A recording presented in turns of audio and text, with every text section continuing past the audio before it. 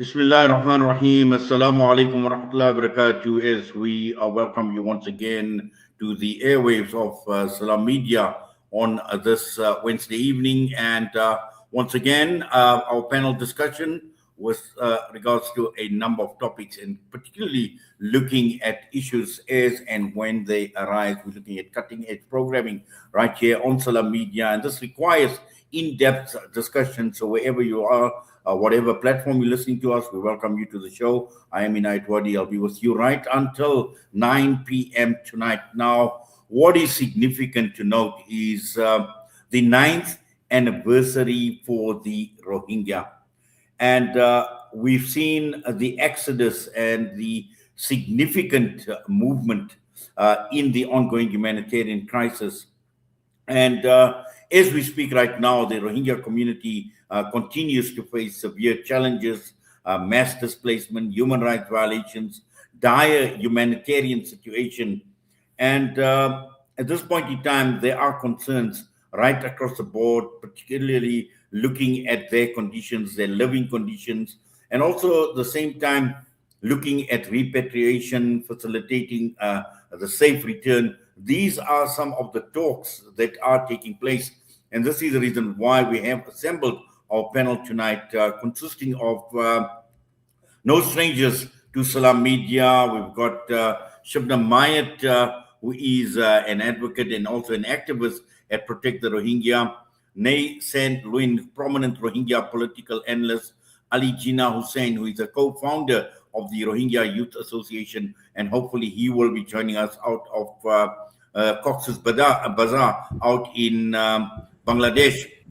But right now we have got San Lwin, who is on screen already, Shabnam as well. San and Shabnam, to both of you. Assalamu alaikum wa rahmatullahi wa barakatuh, and welcome.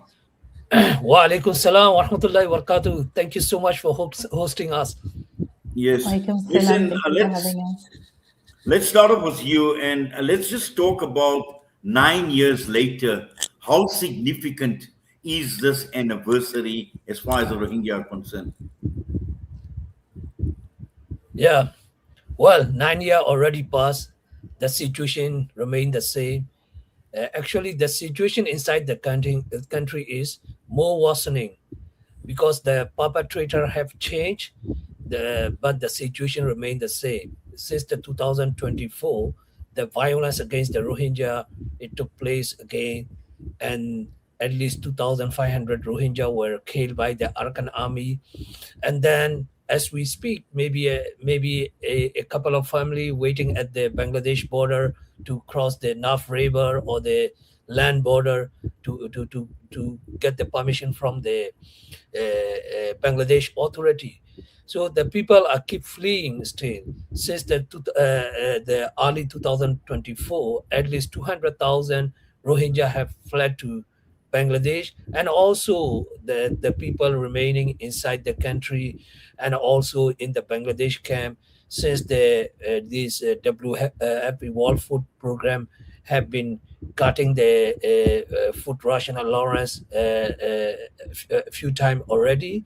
The people are searching for the better place for their living and also their safety. So they are selling whatever they have, and also they're gathering the money from their relative and pay them to the dangerous boat owner and taking the risky journey to Malaysia and the other country. So just in the past month, two boat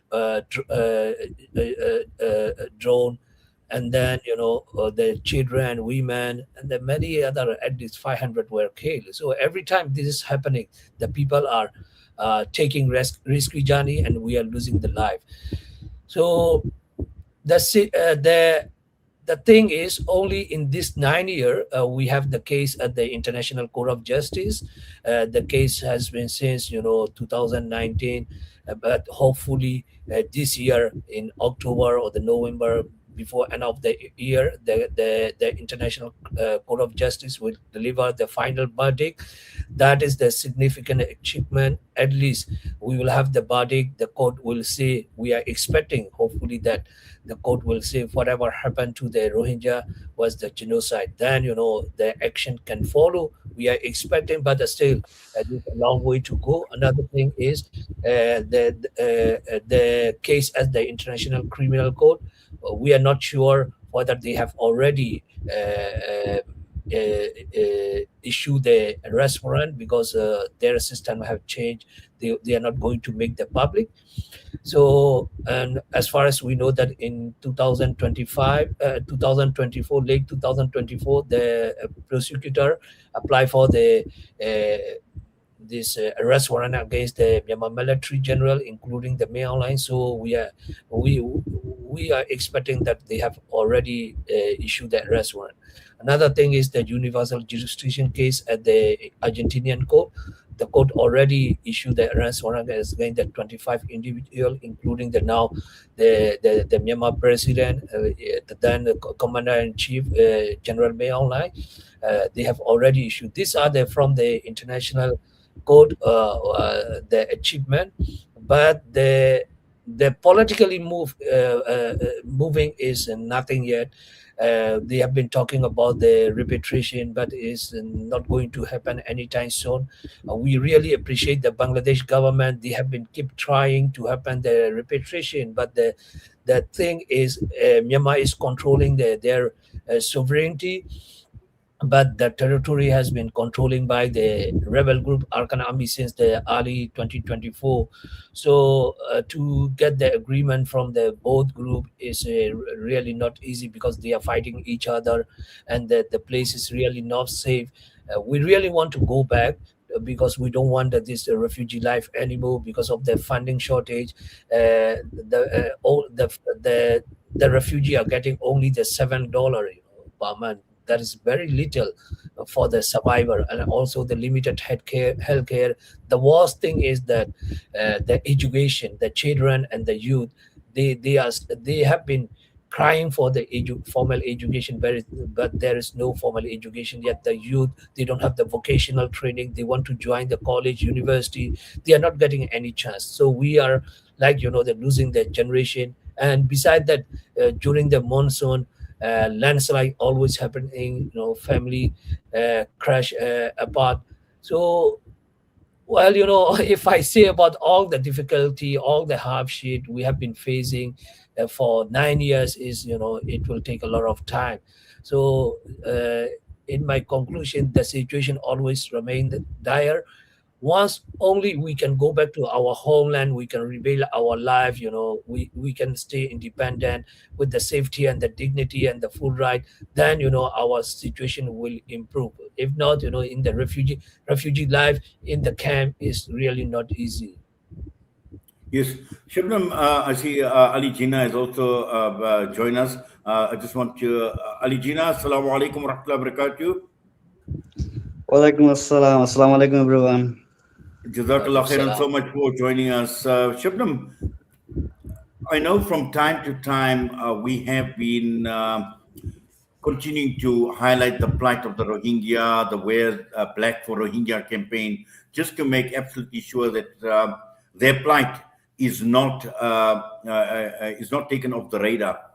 But just talking, with the plight on the radar, and at the 9th anniversary, which is quite significant, and I've seen a statement come out of Australia, and this statement obviously highlights this 9th anniversary, but it also speaks to the problems that Nalin has spoken to. He's spoken about the humanitarian crisis. It speaks about their rights to full enjoyment of human rights and the like as well.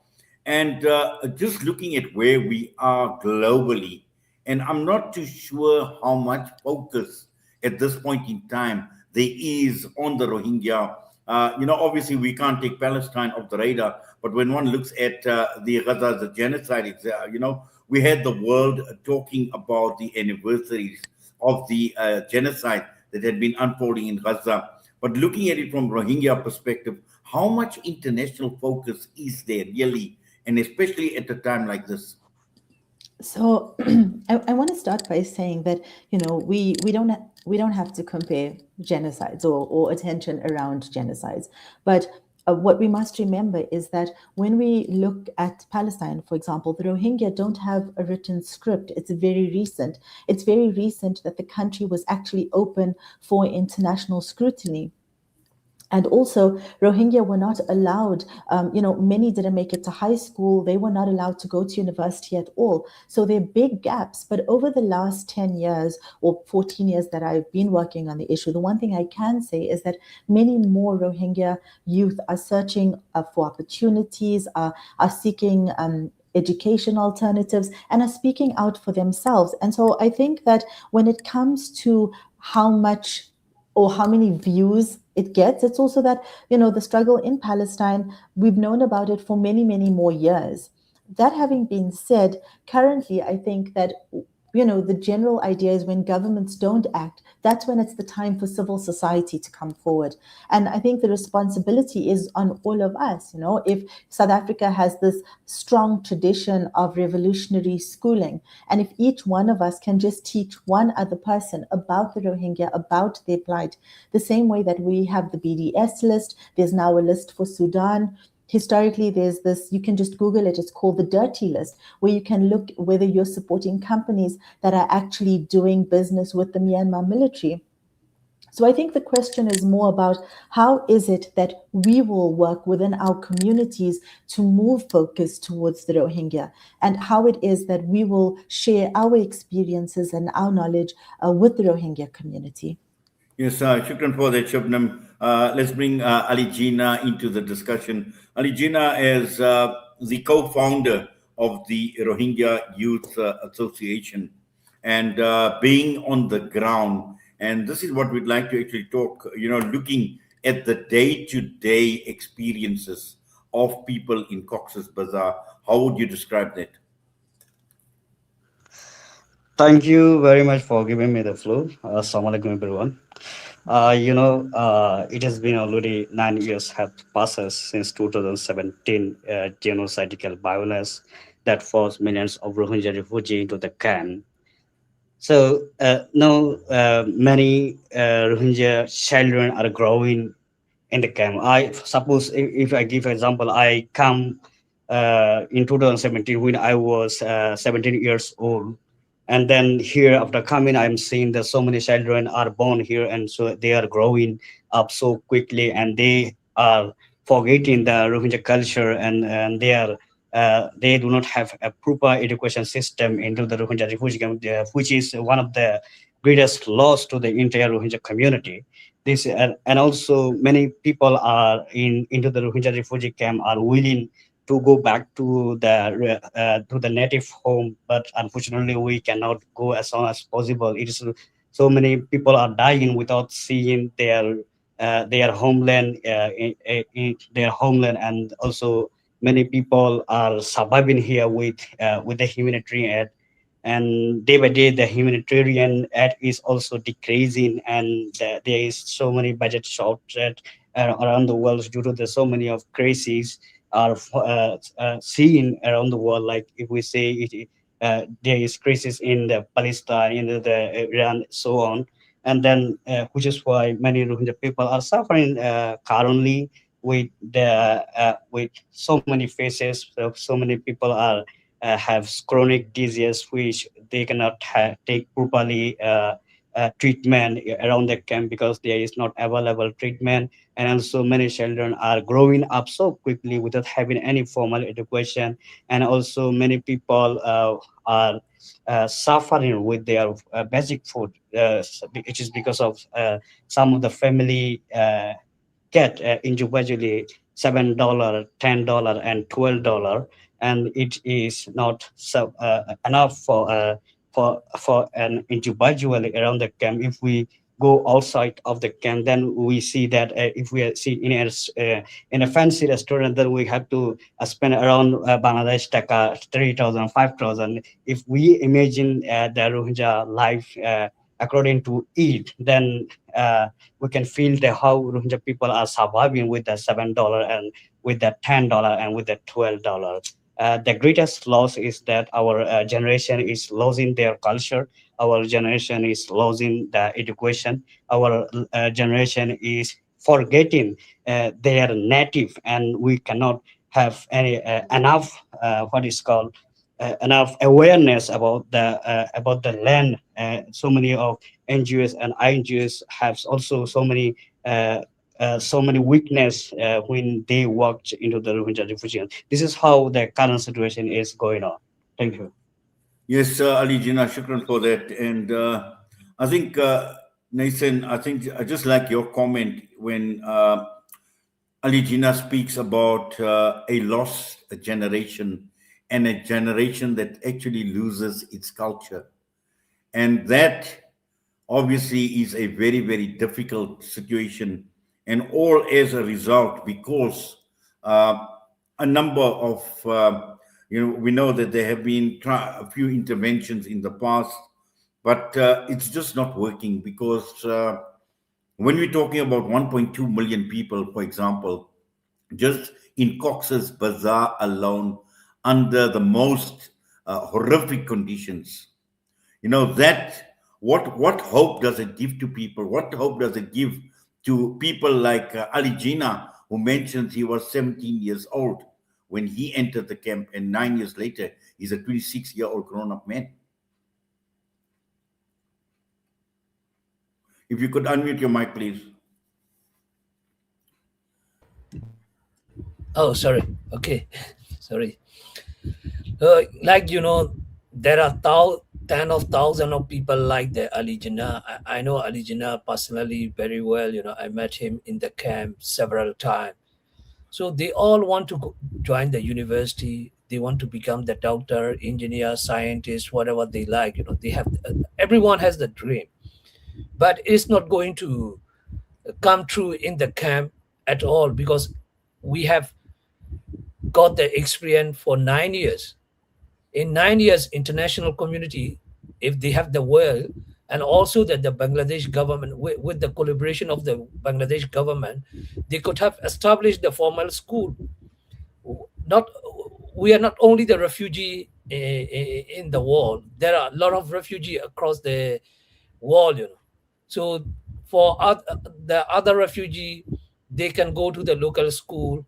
The refugee children here in Europe, especially, they can go to the public school and study. But for us, not only in Bangladesh, but also in Malaysia, everything is restricted.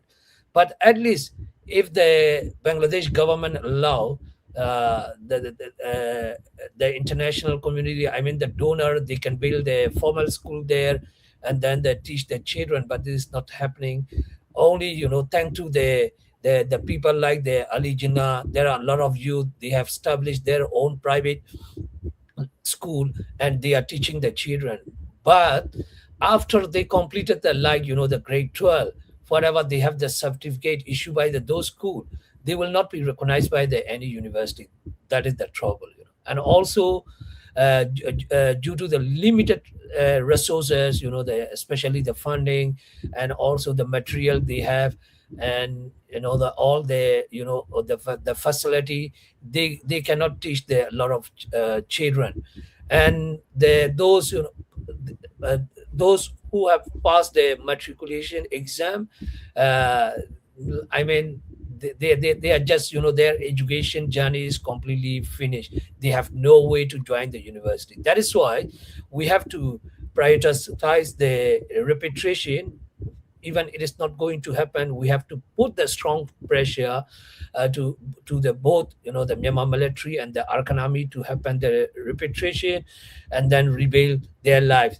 So there are the scholarship offer, but mostly it is except the Turkey, but other they are just doing the PR campaign. They just took one student and then the doing the big PR campaign, all the Rohingya youth have got the higher education. They are doing this PR. So, but Turkey also brought the 150 or the 200 student, but lack of the travel document. Those who can join who got the scholarship in Turkey and who could travel to the Turkey, those were their own arrangement. But basically no one like they like the Ali Jinnah and the many other, they cannot arrange the travel document, so they can secure the scholarship, they cannot travel.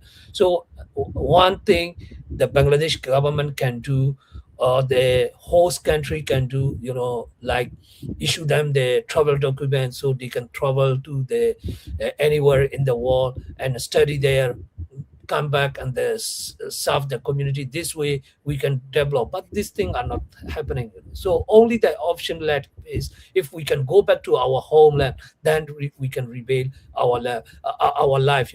Now, as of now, they can keep doing, but most of the time they realize that it is not going to happen. So what they do, they work for the NGOs as a, like the daily liberal, doing the good work, but still their pay is the daily wages. Like during the weekend holiday, they don't get paid. They are not the permanent staff or the temporary contract worker. So, and also there are the learning centers, so-called learning center, I would say. Those are like the playground. The UN organization are spending 10 of million money, but those are for us it is mostly useless. The children just going there because they got one biscuit, and for the nutrition the parent are sending them. I think for that, Ali Jinnah can explain you more, because he has been seeing all this with his own eyes. I also visited those learning center. I'm criticizing because I really want those donor money useful for the genocide survivor, and also empowering me. If, like the Ali Jinnah and the many other, they are well educated, they can manage, they can work.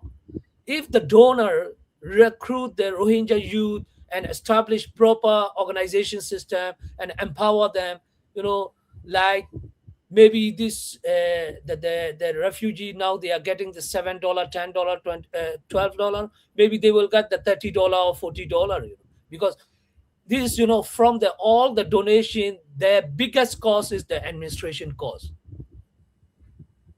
I will stop here. Yes. Also, Shabnam, we know a lot has happened in the 9 years, and listening to both what Ali Jinnah and Nason are saying, uh, the generational trauma in 9 years, because many of them have seen their elderly or those that have been sick, that that have passed on in life as well. And when one just tries to paint a picture of what is taking place in the camp, you've got a whole mix. You've got Ali Jinnah spoke about children being born in this camp as well. And that is why when I talk about generational trauma right across the entire board, from the elderly through to the people that obviously that have fled, but then those that have given birth, we're speaking about the children, we're speaking about youth, we're speaking about their hopes, about their aspirations, for an education. And what does this actually do to a people? And here we're talking about 1.2 million people in confined in a small place that have got to undergo these lived experiences on a day-to-day basis. I mean, just to give South Africans some perspective, Ali Jinnah, both and Nasan have mentioned this $7, right, funding that people get on a monthly basis. We're expecting families to live on 112 rand. I mean, this is not possible anywhere, right? And these thousands of refugees who have tried to flee, like, let's think about it this way. If things were okay and if you had hope, would mothers be putting their children in boats to cross the sea in the most difficult circumstances? Over the last 4 years, around 6,000 Rohingya have taken to the seas. More than 2,000 of those have died at sea. 1,600 are missing. No one chooses this life. And when it comes to speaking about generational trauma, we've often spoken to Dr. Ambia. She's a psychiatrist and a pediatrician, and she often tells us about the situation in the camps. if we don't give people justice, if we don't find a way for people to live their lives, then how do they pass through this? And that's the situation in the camps. I mean, in Bangladesh, in Indonesia, in Malaysia, in India, why not give refugees the rights that are accrued to them? Let them go to school, let them go to hospital, let them go to university, and let them make a life for themselves. And many studies show that when refugees are included, they actually increase the level of education in a country, the levels of productivity.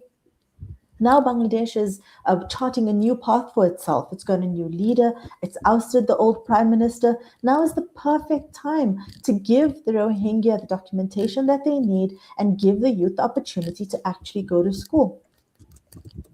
Well, certainly, Shabnam. And let's bring Ali Jinnah back into the discussion. Ali Jinnah, Nathan spoke about youth and he spoke about empowerment and the empowerment of the youth. And I'm sure that there are many young people like yourselves, wanting to make a life for themselves. And just looking at, your interaction and even teaching these in these makeshift schools, for want of a better term. What are what are young people saying in the camp? Thank you. You know, uh, many young people like me who are staying in the camp are trying to develop themselves with different way, like with the vocational training, with having engaged with the social civil society organization, and our Rohingya youths are very active to learn and to learn from others and to take any lesson from anywhere, because we are the hunger of the to improve ourselves, and many youth like me are also willing to work for the Rohingya community so that we can go back home as soon as possible, which is one of the positive sign. And also many young people do not have, as my brother Kune mentioned, like they do not have a passport or they do not have a travel documentation to study out of the country to continue their higher education. Suppose if here in the Rohingya refugee camp, there is some private learning center who is run by the Rohingya community teacher. Like there is class 1 to class 12.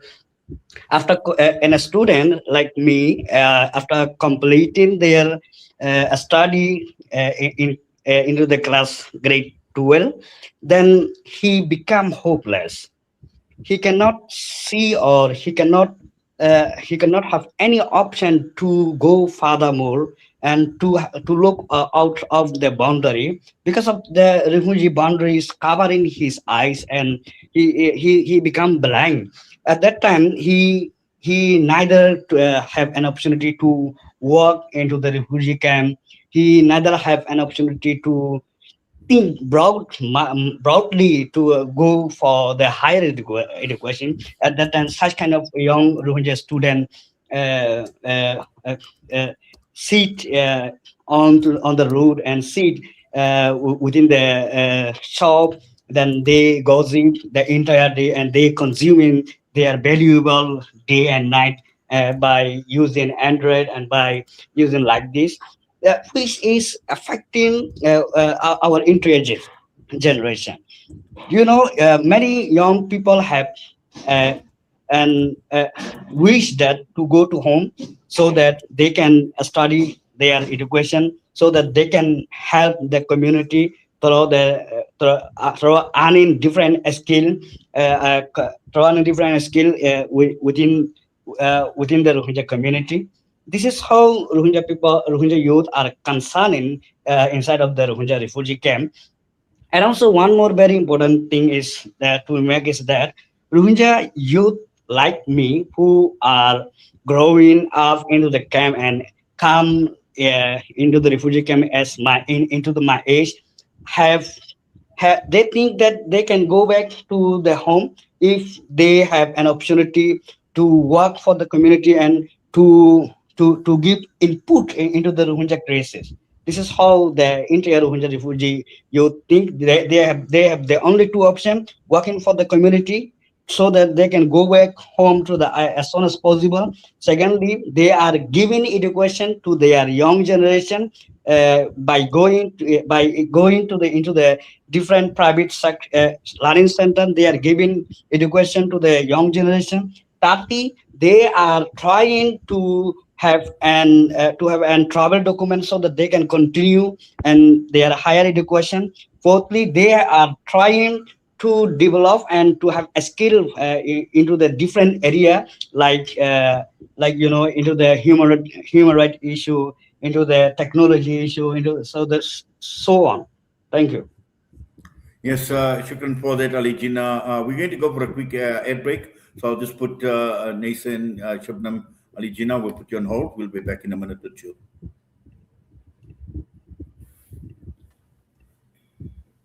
We work hard to build our homes, businesses, and futures. Protecting them shouldn't mean compromising the values that matter most. ACNE Group of Companies, a Muslim-owned business, offers our short-term diamond insurance covers founded on ethical principles, transparency, integrity, and responsible service. This allows us to provide insurance solutions that align with ethical values while maintaining the protection and service standards you expect. To ensure complete peace of mind, all premiums, claims, and premium investment funds are managed through designated Sharia-compliant bank accounts, reflecting our ongoing commitment to ethical and responsible financial practices. From your first inquiry to the moment you need to claim, we are committed to providing professional, transparent, and reliable support. Choose insurance that reflects your values while giving you confidence and peace of mind. Speak to ACNE Group of Companies today to learn more about our commercial, engineering, professional indemnity, and liability diamond insurance covers. Call Rafiq Isaacs on 084-822-6570. ACNE Group of Companies comprises authorized financial services providers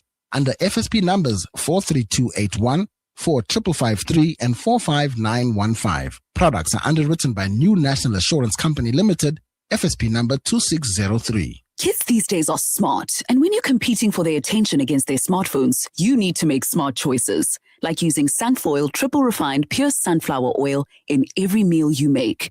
It's naturally cholesterol-free and approved by the Heart and Stroke Foundation as part of a balanced eating plan. So whether you're cooking, frying, or baking, you get the great tasting results that'll get their attention faster than the latest app. And if that doesn't work, change the Wi-Fi password. Sunfoil. Now we're cooking.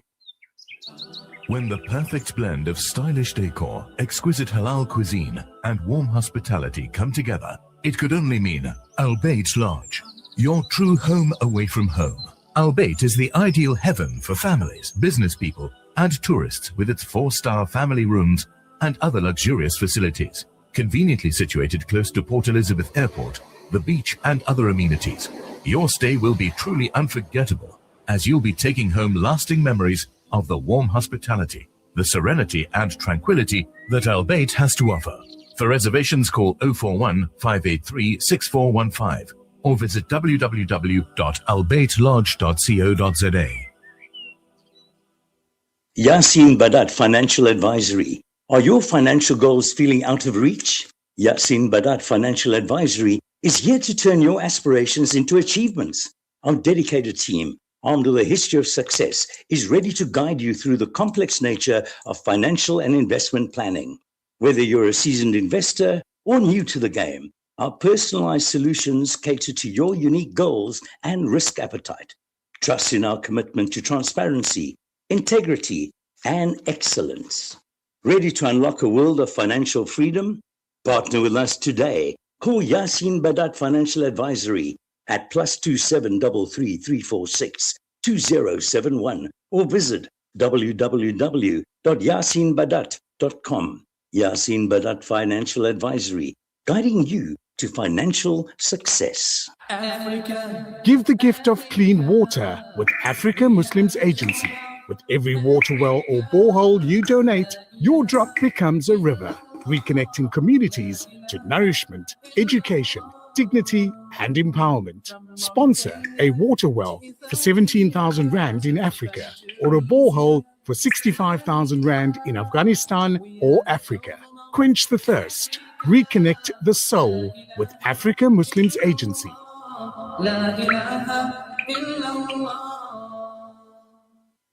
Listen to something fresh. Listen to Salam Media.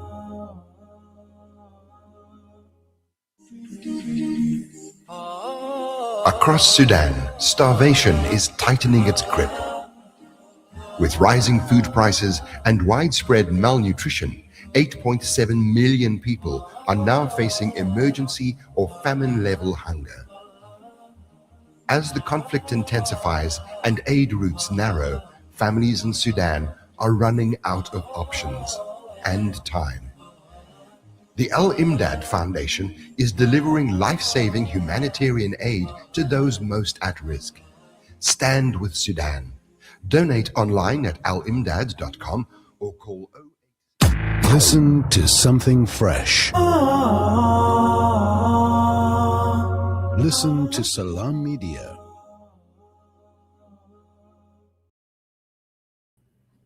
Well, we continue our discussion tonight, and we are focusing on the 9th anniversary of the genocide, and particularly against the Rohingya. And Nathan, just to continue, and it's interesting that during the ad break, we were listening about Sudan and running out of options, and just looking at the Rohingya in terms of what options do they have at this point in time.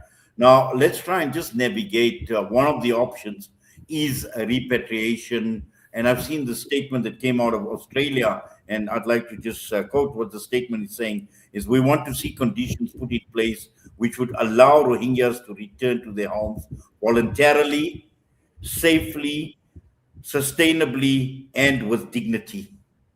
And this is what the statement actually calls for. But it also says that these conditions can only be created by addressing the root causes of their displacement. And let's just try and talk as we navigate through this repatriation. The root causes we know, okay, but also at the same time, in terms of pursuing accountability for the grave human rights violations that have taken place against people.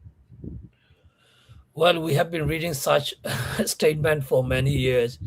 The statement doesn't change the situation, it doesn't make the pressure as well. The real action, so they are not really taking any action against real action against those perpetrators. That is why the situation remains the change. Was they sympathize the Rohingya. We really appreciate. They have been sending a lot of money for the humanitarian aid. Australia as well. Even most of the country, Australia, New Zealand, and all the Western country, they have been sending the humanitarian aid. This for our survival. This humanitarian aid is really important, but as I mentioned earlier, we don't want to be the refugee forever. We have our home, we have our land, we want to go back. To happen this, maximum pressure, the real action is really needed. And they still maintain the diplomatic relationship with the Myanmar military junta. And also, we have been talking about what the mass atrocity committed by the Arkanami against the Rohingya since the early 2024. Until today, we haven't seen any statement from any country that they condemn and they are concerned about all the atrocity committed by the Arakan Army. They are not doing that. They are considering, the Arakan Army as the revolutionary group fighting against the military junta. While, if they are just fighting against the Myanmar military junta, we would always be, the supporting the Arakan Army. We have supported them in the past. We thought they would really, they be like the one liberal group, and when they control the territory, Rohingya will have the freedom, and they will treat the Rohingya as equal as other, the Rakhine Buddhists and the other ethnic minority. But when they start controlling the territory, the reality is completely opposite to what we have thought. So now the thing is, the statement, of course, statement writing is very is very easy, but the real action is very hard. So I mean, if they really, they have the political will, they can do a lot of things. The sovereignty state, they are the powerful country. They could have done a lot, but whatever they are doing is the very bare minimum. With this, I think the situation is not going to change.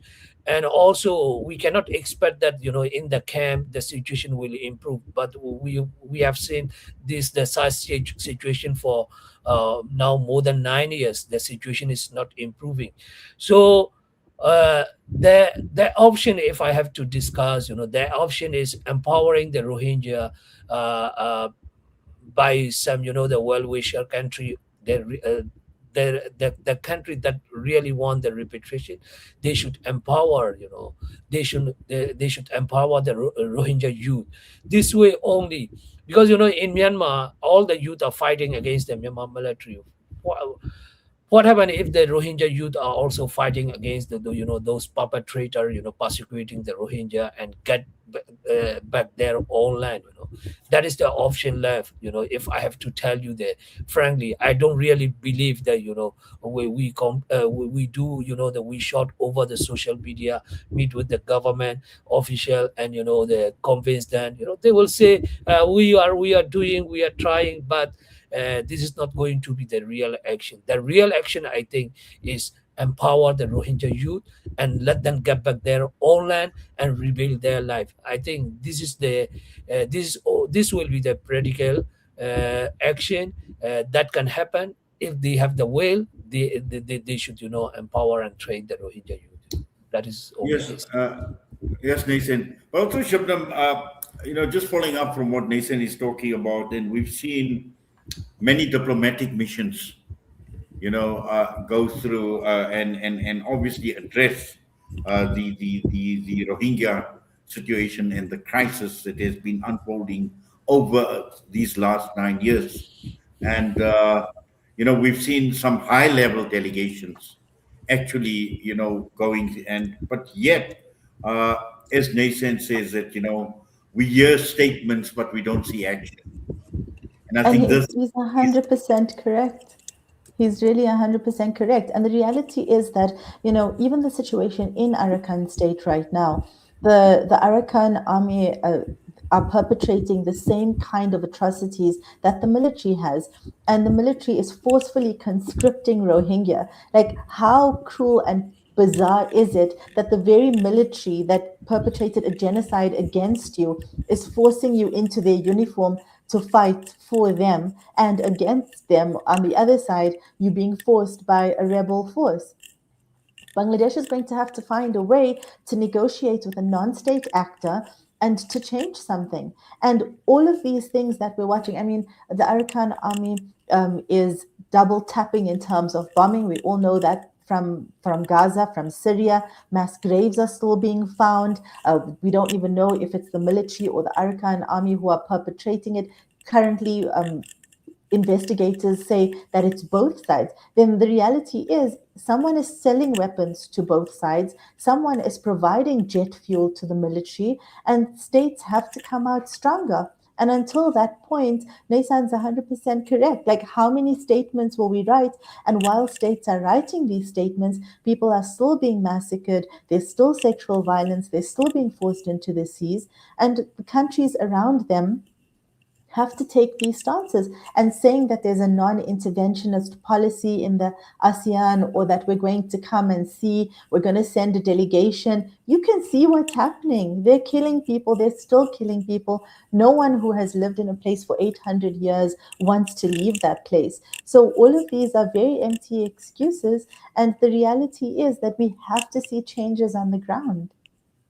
Yes, and also Ali Jinnah, just looking at the desperation of people and how desperate people are. And earlier on, we heard about the statistics about 6,000 that made their way, and 2,000 had actually lost their lives in sea. And we still see people desperate to get out. And just to talk a bit about the desperation and to truly, because you must have seen it, Ali Jinnah, firsthand, the desperation on the part of people to get out of these refugee camps to and at least to find hope elsewhere. Yet they are prepared to take these type of risks, even at the cost of their lives. Thank you. As brother Kunasala mentioned and sister Shabnam mentioned, we see and so many dialogue on the Rohingya crisis and so many program and so many statement. But I myself just thinking what come in my mind is that although we see so many statement, why we cannot never see that political pressure on Myanmar idols on our economy, and also no one is has accountability accountable for the genocidal act that they both our economy and then junta who junta committed toward the Rohingya people. This is one of the interesting question from us to the international community. And back into the part, and still we always kept stay in touch with those Rohingya people who are still staying inside the Arcana state. They express their hardship and their difficulties, uh, how they are living under the AA control. They said that they are living under so many pressure. They have to give so many taxes and so many uh, money to the Arkan army to do even it is in a small business. Even if they need to travel from Butidong to Mongdo, from Butidong to Yongshong, they need to give money to the Arkan army. And there is so many humanitarian crises that is currently going on where Rohingya people are staying in hunger. They cannot even have an opportunity to feed their children 2 meals.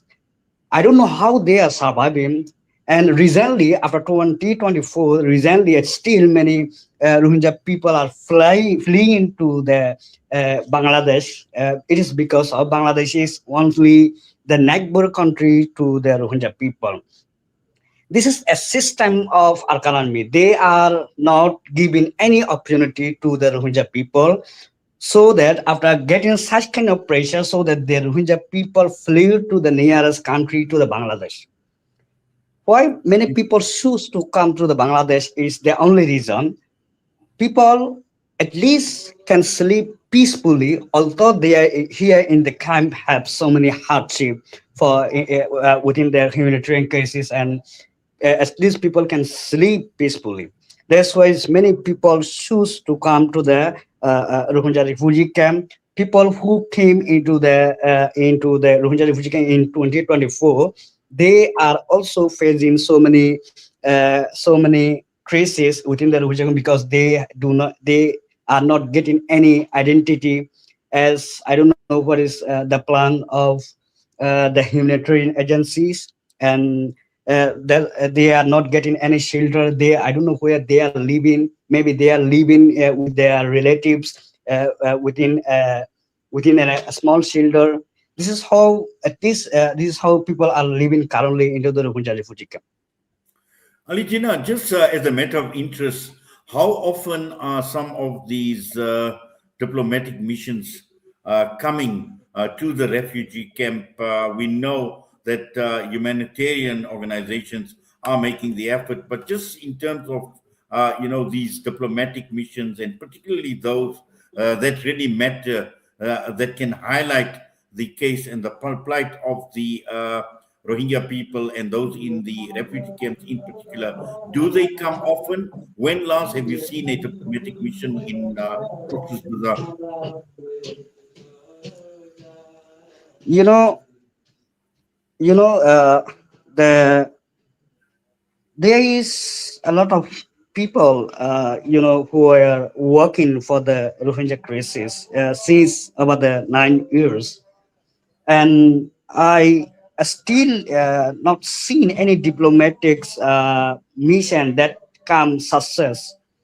Uh, because it is because I'm saying is that if there any diplomatic mission success, then why we are still here into the Rohingya refugee camp? That is one thing to know. And also, secondly, uh, the secondly, what is most important is that they are here in the refugee camp. Many people have not an space to have justice, like so many people face so many crises within the refugee community, as it is very coward area. Many people there is a lot of people who work for the Rohingya community, but many people have to face when they go to with a complaint anywhere inside the camp. They do not get justice. They do not have their own right. They do not have their own freedom of expression within the camp as well. So I don't think there is any diplomatic mission that came to success, although people are living inside of the camp. Yes, Shabnam, I just want to see we've got about 8 minutes to go. This lecture series, and this is quite interesting, and I'd like to actually talk about a lecture series because, once again, I think from time to time, one needs to be reminded of what is happening because people easily forget. And we need to keep this struggle for the freedom of the Rohingyas alive. Mhm. So I would really suggest that all the listeners watch two documentaries that came out in the past week on Al Jazeera. They're both investigative. One is about Arakan, what's going on with the Rohingya currently. The other one is based more about the Rohingya in Bangladesh. And also, I'm just going to use the moment to say that Protect the Rohingya yesterday launched a 7-part series for Rohingya youth. And the whole idea is that we want to provide an alternative view for them. It talks about colonization, dispossession, land rights, and also about peasant groups and women and youth organizing. And we hope that these will be widely watched by young Rohingya and that this will become a tool. And we hope to do a second series as well. So the reality is, as we spoke about earlier, that when states are not taking the steps, it's up to us, it's up to civil society, and the reality is that every single one of us can do something, and we should do something. Yes, Shabnam.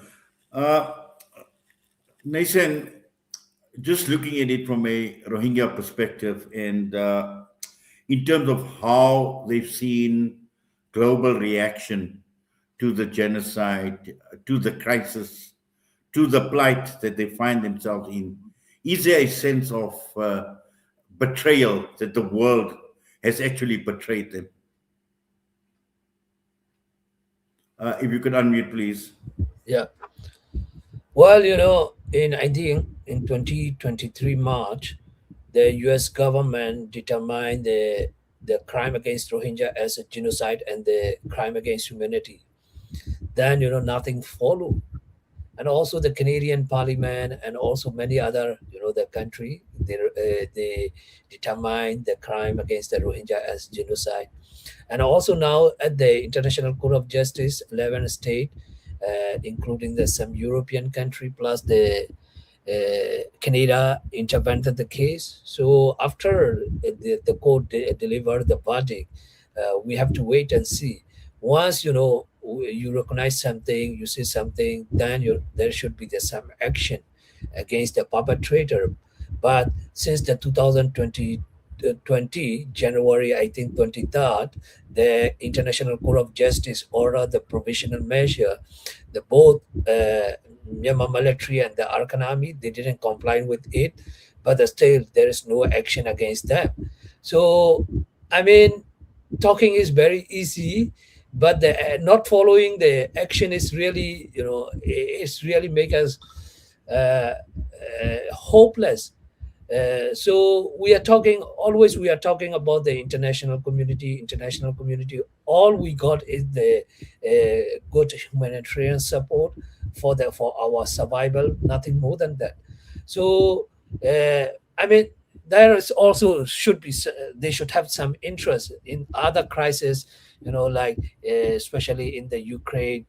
They have their political interests and many other interests as well, and also in the Middle East, especially they have their own interests. That is why they invest a lot, and if they needed, that they send the weapon, they intervene. But from our region, maybe there is nothing for them except if they can support the humanitarian, that is enough. Maybe they are thinking that. But for us, for long-term solution is really needed. We cannot stay in the camp. That is why I mentioned earlier, the most important is if they cannot help us, at least empower our youth. They will find their own solution, because if you're not finding the solution through the people you depend, you have to do by yourself. I see this as a last solution. Well, certainly, Nathan, and I think for me, if I think of this, the most scary part is we are at risk of losing an entire generation, and this is very, very scary. Ali Jinnah, we've got about 3 minutes, and just quickly, I'm going to go around and just to get some final thoughts, starting with you for a minute. Just some final thoughts, Ali Jinnah, that you'd like to share with us.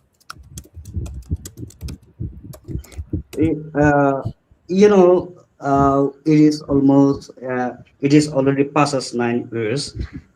We know we do not want to remain as a refugee forever, and also we do not want that our generation to inherit refugee status as their as our identity. And also we want to return home as soon as possible, at by finding out a solution that would suit us and that would be better for us, but not the same as condition the way we come here into the Bangladesh. And also the world has to the world has to remember that the world has to act to the action rather than releasing a statement and talking about the Rohingya crisis. If they solve the Rohingya crisis as soon as possible, it will also help the international community, because they have to they do not need to give funding, and they do not need to search so much funding for the Rohingya. And also we do not need the world only to remember our suffering. We also need the world to bring change and to change the condition that causes up. That is what I want to remark at the end. Jazakallah for that, Shabnam. I would just ask all the listeners, there's so many websites, so many documentaries, so many books. Please, let's go out and educate ourselves about the Rohingya, about their situation and about their history. And let's just commit to teaching one other person in our family or friends group about the Rohingya.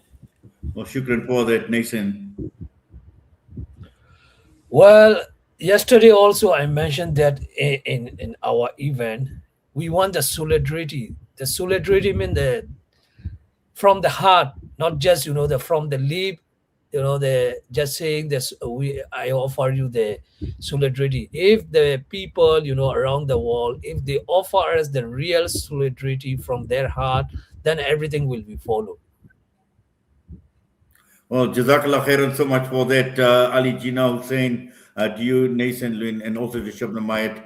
We do appreciate all of you taking time out and being with us right here on Salam Media. All the best to you. Assalamu alaikum wa rahmatullahi wa barakatuh. Thank you so much. Assalamu alaikum. Thank you. Jazakallah khair. Assalamu alaikum. Well, that brings us to the end of part one of tonight's discussion. And once again, a reminder to us that let us not lose sight.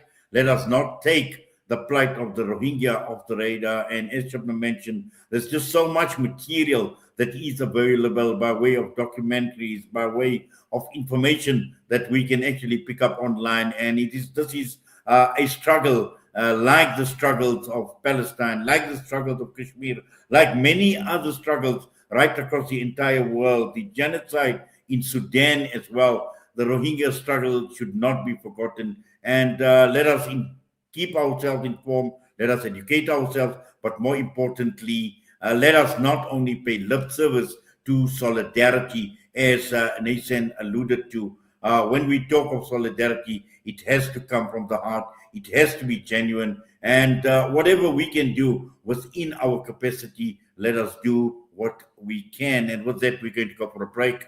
We'll come back. We still have got the second half of tonight's edition of In Conversation with myself, Inayat Wadi, and we'll be talking about Syria and ties to Israel.